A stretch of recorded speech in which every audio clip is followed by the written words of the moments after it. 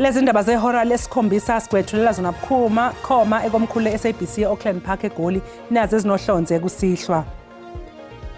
Fact of a public inquiry is already humiliating to the president. Inkantolo ephakeme yase-Western Cape ihlalele isicelo esiphuthumayo sikaMengameli wezwe Cyril Ramaphosa sokuzama ukumisa ukuhlala kwekomiti lasephalamende elizohlonza ukuthi kukhona yini okungafanele akwenza ngodaba lwephalaphala. We are being killed for fighting for our country that we love so much.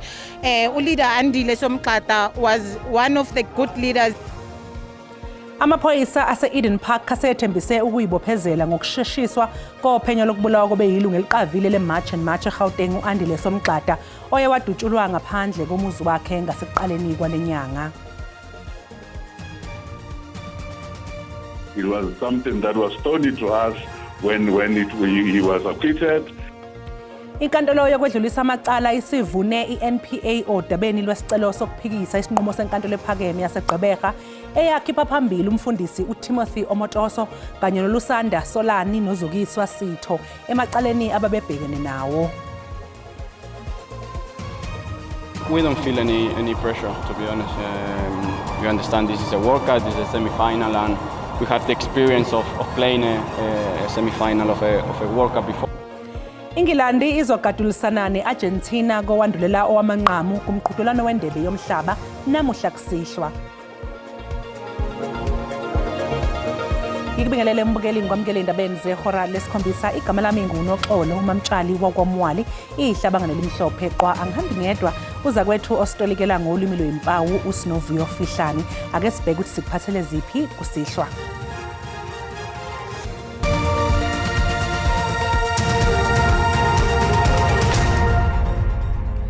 Inkantolo ephakeme yase-Western Cape ihlalele isicelo esiphuthumayo sikaMengameli wezwe Cyril Ramaphosa sokuzama ukumisa ukuhlala kwekomiti lasephalamende elizohlonza ukuthi kukhona yini okungafanele akwenza ngodaba lwasephalaphala. Umengameli ukhala ngokuthi ukuqhubeka kwalolu phenyo kungathunaza isithunzi sakhe ngesikhathi kusalindwe isinqumo ngesicelo sakhe sokubukeza lolu hlelo. Ithimba labameli bakaRamaphosa likhala ngokuthi ukuqhubeka kophenyo ngaphambi kokuphuthula kwesicelo sokubukeza lolu daba kungathunaza isithunzi sakhe njengoba esaphonsela inselele ithimba elenza izincomo zokuthi kusungulwe leli komiti. Public inquiry is already humiliating to the president and a humiliation against which the Act protects him. I will get to the protection afforded to him against that humiliation. But let me make it quite clear. It is the holding of an inquiry which under the Act may only start if there is a lawful report. Uqhube wathi ukutholakala kokuthi uRamaphosa onecala okufanele aziphendulele ngalo akusho ukuthi sekunobufakazi obanele bokuthi wephula umthetho odabeni lwasephalaphala. The panel's duty is to look at the evidence on paper. And of course it does allow it to extend even to the president to say that can you give us a version. But it's actually not even obliged sometimes. What the president is trying to do is to interfere in the processes of the parliament today. Review court, it's a different debate which I'll come to. Icala kulindeleke ukuthi liqhubeke kusasa. Kusenjalo amanye amaqembu ezombusazwe ePhalamende aphikisana nalesi sicelo aphawulile ngalolu daba. Meet Ramaphosa is wasting time. You cannot interdict an inquiry which has already been directed by the Apex Court. The Constitutional Court is the final court of appeal in the land. There is no further appeal. Once it makes a ruling, there is no other court which has competent jurisdiction to entertain the matter. Just stated that when it comes to the issues of his reputation and his status is going to suffer. And there's no court that would elevate his status as a president or his so-called reputation over what the Constitution requires of Parliament, which is to hold him accountable.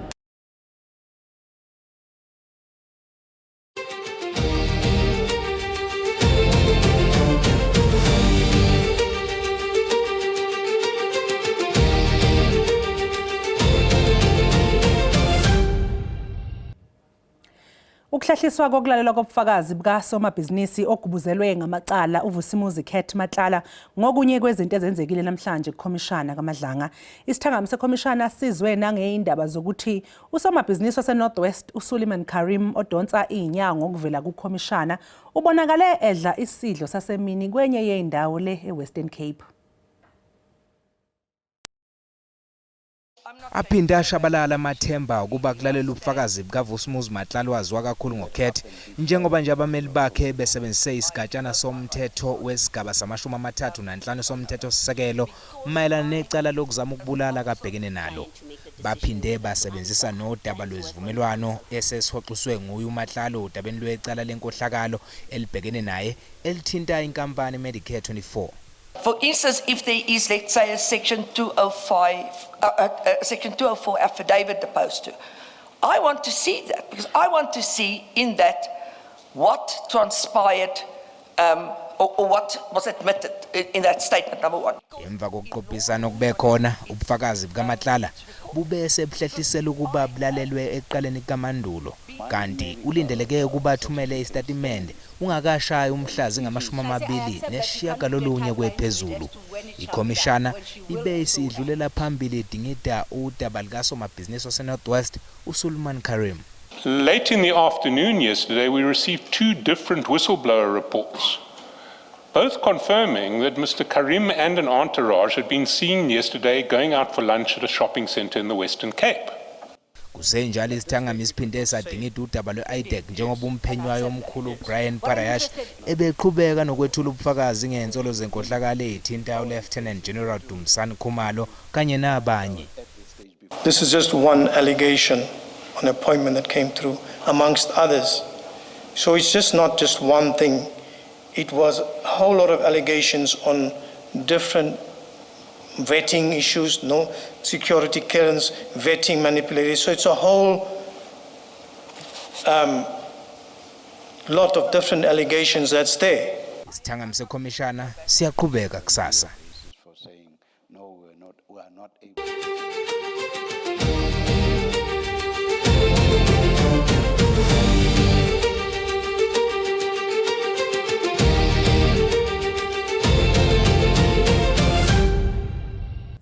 Amaphoyisa ase-Eden Park ekuruleni asethembise ukuyibophezela ngokusheshiswa kophenyo lokubulawa kobeyilungu eliqavile le-March and March eGauteng uAndile Somgxada oye wadutshulwa ngaphandle komuzi wakhe eGreenfields ekuruleni ngasekuqaleni kwalenyanga.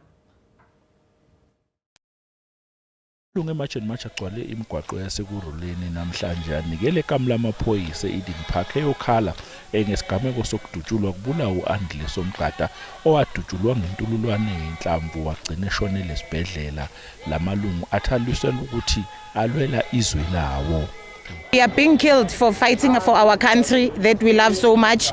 Leader Andile Somgxada was one of the good leaders. Abaholi be-March and March banxuse amaphoyisa kanye nezinhlaka zomthetho ukuba ibavikele njengoba belokhu bethola insongo. Uhulumeni enza umsebenzi wakho i-SAPS umsebenzi wayo ukuvikela umphakathi nokuvikela amalunga e-March and March nokuvikela futhi abaholi be-March and March. Amaphoyisa akalwemukela uhlu lwekhalo kanti ayibophezele ekutheni azosebenza ngokuyikhandla ukuze kuboshwe abenzi bokubi. We understand your demands in the memorandum. We will give you feedback in writing within 7 days. Abaholi be-March and March bathi bazoyiqinisa imikhankaso yabo njengoba njalo ngoLwesine bezobe begcwele imigwaqo kwazolonke kanti bathi-ke bazoqinisa kakhulu la esifundazweni eGauteng ngoba banenkolelo yokuthi kunabantu abathile abangenamaphepha okubala eNingizimu Afrika abahlezi ngenkani. Igama lami nguCalvin wakwaDludla endabeni ze-SABC ngibika ngisekuruleni. Ihhovisi likaMengameli seligxeke elaseGhana ngokusabalalisa indaba engelona iqiniso ngeNingizimu Afrika. Okhulumela ihhovisi likaMengameli uVincent Magwenya uthi kunemizamo eqhutshwa izwe laseGhana selokhu kubheduke imbhikisho ekhala ngokugcwala kwabokufika abakuleli ngaphandle kwezimvume. Earlier this year in the sidelines of the AU summit in February, once again we are set with these few examples that South Africa is not isolated and can never be isolated from the rest of the African continent. And that includes its own obligations to the continent and the citizens of the continent.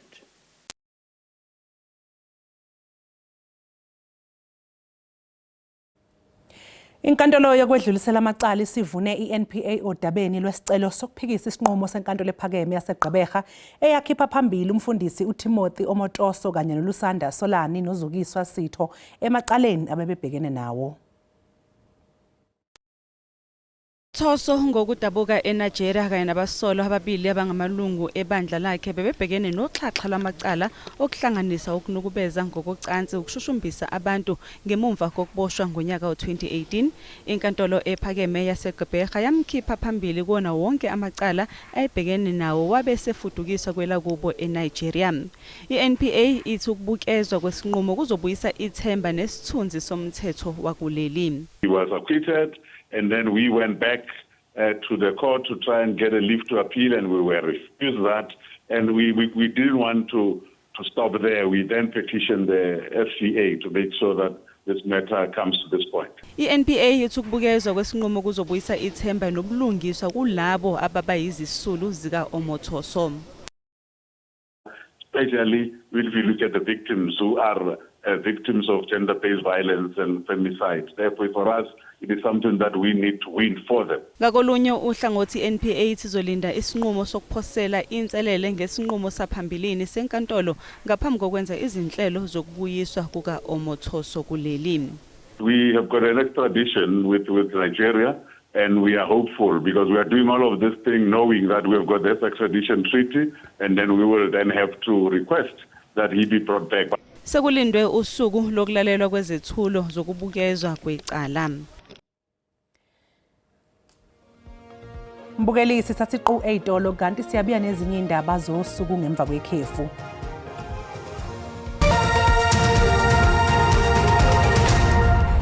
Siphinde sikubingelele sikwamukele mbukeli uma ngabe usanda kungena sikhumbuze ukuthi lezi ndaba ziyatholakala ku YouTube na ku SABC Plus. Ungena nje kuzo uyicinge ngamagama athi SABC izindaba. Imeya yedolobha iGoli uDada Murero nezinye iziphathimandla namhlanje badilize zonke izakhiwo engekho emthethweni eyidayisa impahla. Siyangena na TLB seko. Namhlanje ke imeya yedolobha uDada Murero kanye nezinye iziphathimandla abambisene nazo edolobheni iGoli bathatha isinqumo sokwenza lokhu abakuyalelwe inkantolo nokuyilapho khona inkantolo ngoMeyi yanquma ukuthi zonke izakhiwo engekho emthethweni ezakhiwe esakhiweni iMarble Towers nokukholakala ukuthi ziqhuba amabhizinisi ahlukene kufanele zibe zidiliziwe.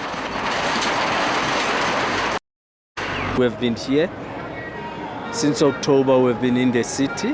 The 2nd of October, we cleaned what is called De Villiers Street. You can go now, it's still proper.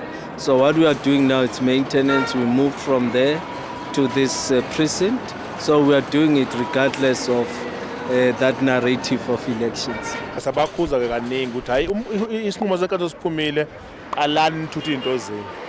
Okay, masifika njalo la ayikho into eyenzakalayo. So wathi umeya namhlanje ekseni asivuke size la because I think sibaphila isikhathi eside kakhulu ukuthi balungise into zabo abazilungisanga into zabo. So njengoba ubuka namhlanje silana ke siyademolisha, siyabhidliza izakhiwo ezingekho emthethweni. So ke ekseni kusafuthi siyabuya zoqedela umsebenzi uqala namhlanje. Njengoba usuzwile ke uMMC uZungu esho ukuthi bazoqhubeka ngalomsebenzi wokudiliza njengomnyalelo wenkantolo futhi bazohlonipha into abazoyenza bazodiliza izakhiwo kuphela ezakhiwe ngokungekho emthethweni ngoba kukholakala ukuthi zisendaweni kamasipala. Endabeni ze-SABC nginguNokulunga Sibisi eGoli. Abameli babasolwa ababoshwe ngokumba ngokungemthetho emayini engasasebenzi Losbeke Western Area ngeledlule bazwakalisa ukukhathazeka ngendlela amaphoyisa asingethe ngayo lolu daba. Abasolwa abathathu kwabangamakhulu 217 bavele enkantolo yeMantshee Western Area bethweswa amacala okuphula umthetho wokuba kuleli.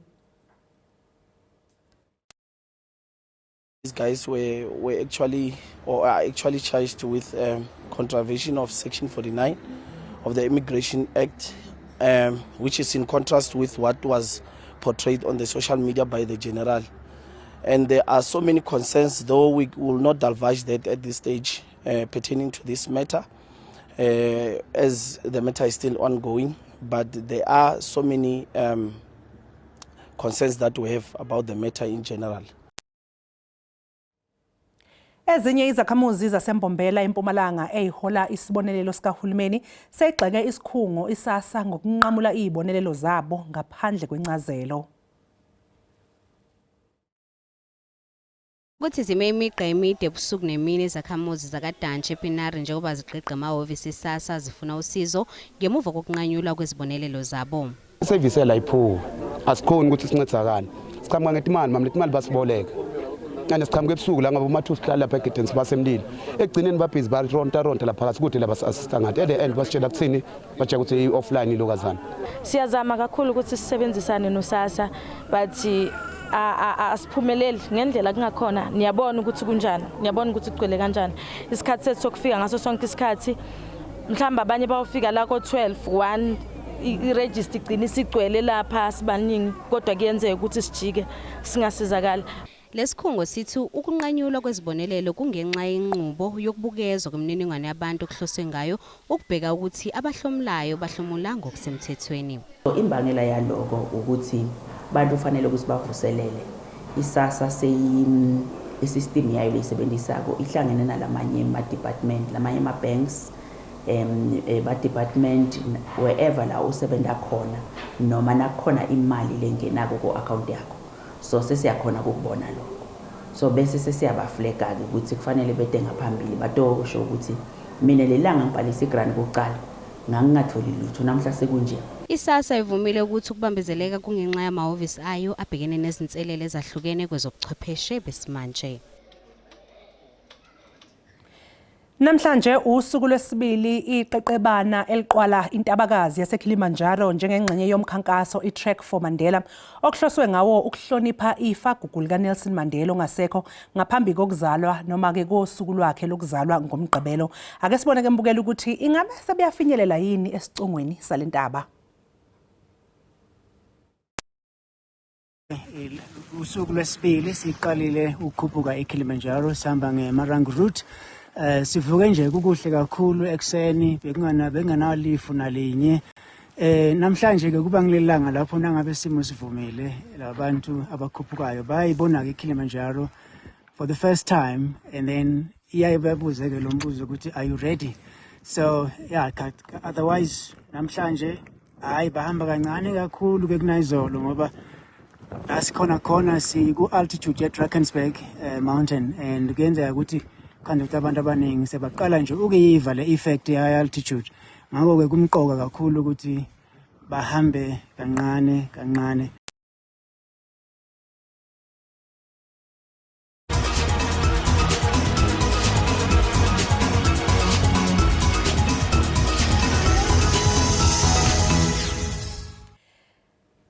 Ingilandi izogadulisana neArgentina kowandulela owamanqamu emqhudelaneni wendebe yomhlaba uma kubumbana ihora lesishagalolunye namuhla kusihlwa. Ozonqoba ke mbukeli kulomdlalo uzobeke sebhekana neSpain ngesonto. Emidlalweni emihlanu esadlalwe iNgilandi neArgentina, iNgilandi yona esanqobe eminingi njengoba imithathu nje bese kuthi iArgentina yanqoba emibili. We don't feel any pressure, to be honest. We understand this is a World Cup, this is a semi-final, and we have the experience of playing a semi-final of a World Cup before, so that hopefully helps. But as I said, it's going to be a tough game because they're a really good team. We really respect them, and we will see today how it goes.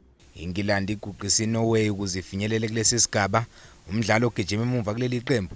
Uthi bebekushaya indiva okukhulunywayo njengoba bebelungiselela lo mdlalo wabo namuhla neArgentina.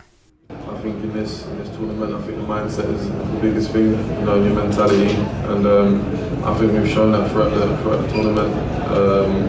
So yeah, I think for us, outside noise is always going to happen, but you have to be able to block it out. We've been in the game a long time now, and we know what comes with it.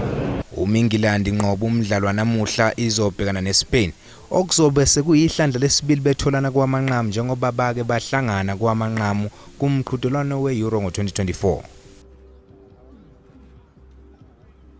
Mbukeli ake siphinde njeke futhi sihlabe ikhefu uma ngabe sibuya sobe sesikuphathele umhlahlo wesimo sezulu noThini Ntshiza.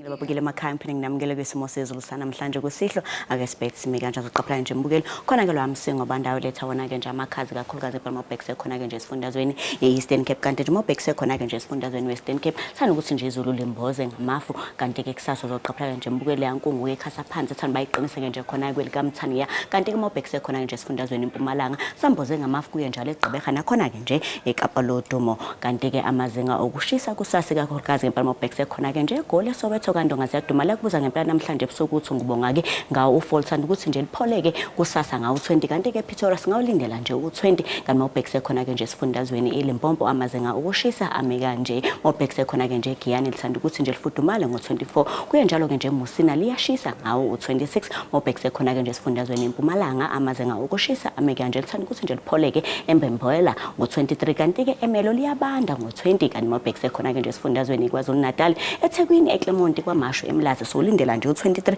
kanti lithanda ukuthi nje lipholeke nakhona ke nje uLundi ngo23 Mobek sekhona ke nje Phosabstini oShabeni singawulindela nje u22 kanti Mosbek sekhona ke nje esifundazweni Eastern Cape amazinga okushisa ame kanje Mthatha lithanda ukuthi nje lipholeke nje ngawo nje u22 kanti ke liyabanda eGqeberha singawulindela nje u21 kanti ke ebusuku limi nje ku7 wasibheke nje khona ke esifundazweni Western Cape amazinga okushisa ame kanje liyabanda eKapa Lodumo ngo17 libande njalo ke nakhona ke George singawulindela nje u18 Mosbek sekhona ke nje esifundazweni eNorthern Cape amazinga okushisa ame kanje sana ukuthi nje lipholeke eKimberley ngo21 kanti ke nje Mobek sekhona ke nje eCalvin ngasho nje sifudumele ngawo u24 Mosbek sekhona ke nje esifundazweni eFree State amazinga okushisa ame kanje Bethlehem pholile ngo20 kuye njalo nje Bloemfontein singawulindela nje u20 kanti ke ebusuku iqanda qo Mobek sekhona ke nje esifundazweni eNorthwest amazinga okushisa ame kanje ngasho nje sifudumele eRustenburg ngo24 kanti ke Mahikeng singawulindela nje u23 sibeka lapho ke isimo sezulu sanamhlanje kusihlwa mina ke ngintombi kaMadlamini ulangelihle ngoba libalele ngithe konke kufeziwe.